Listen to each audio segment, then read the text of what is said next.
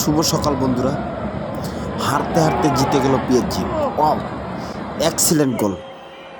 খেলার মাত্র ৩৯ মিনিটের সময় টটেনহামের হয়ে গোল করেন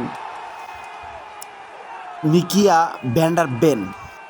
এরপর টটেনহামের হয়ে ব্যবধান দ্বিগুণ করেন কুতির ক্রিস্টিয়ান রোমেরো। ওয়াও, অসাধারণ গোল রোমেরোর পক্ষ থেকে।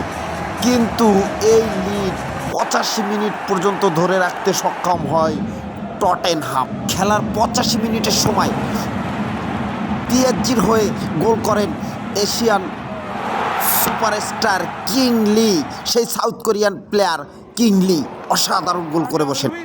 এরপর ম্যাচের ৯৪ মিনিটের সময় যখন একেবারেই টটেনহাম জিতে যায় তখন গোল করে বসেন জর্জ রামোস।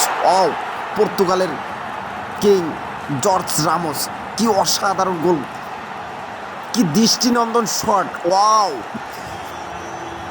শেষ পর্যন্ত ট্রাইবিকারে পিএসজি ম্যাচটি জিতে নেয়।